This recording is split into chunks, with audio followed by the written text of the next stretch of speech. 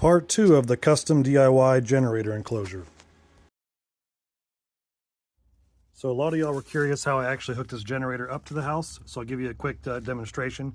So when you're purchasing a generator, you want to make sure you're buying one with enough wattage to run your house. Most generators come with a 30 amp twist lock, which is like for an RV setup, which will work, but you only get 30 amps out of that RV twist lock connection. And to find out how much wattage you're going to have, it's the amperage times your voltage. So you're not going to be able to get your full wattage of this generator with just this one plug.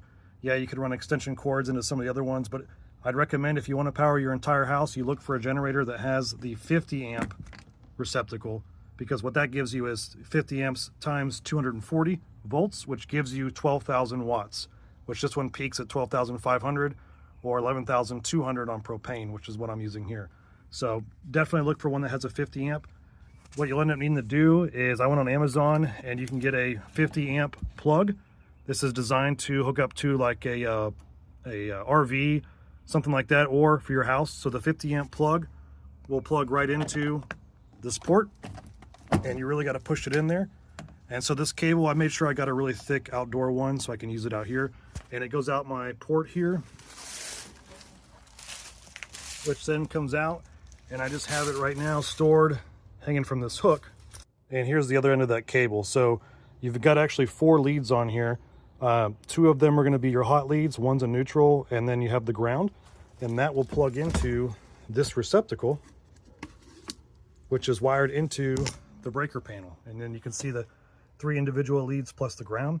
So the way this hooks up is, so you'll push this cable into the outlet, and then you'll twist the ring on, which locks it in place. And then this light actually comes on too once power is being fed, so you know that it's live. So that line outside has 4 wires, and they wire directly into the breaker panel. 2 of the hot wires go into this breaker right here, which is connected to an interlock switch mounted to the panel. For this interlock switch to work and to be able to turn on the breaker, you have to turn off the main breaker above, which then lets you slide over the interlock switch and then engage the generator breaker. Also, for the fan itself, it's just a 120 volt fan, which I have a plug on it, and it wires directly into the generator. So once the generator kicks on, the fan will kick on as well. Plus I have this power supply here, which runs my Nest camera. So when the generator is running, I can kind of monitor it and make sure everything's working okay. No smoke or fire or anything like that. So, and I do also have a remote temperature monitor. It measures temperature, humidity, and it actually tracks it. It's a Govee over my phone.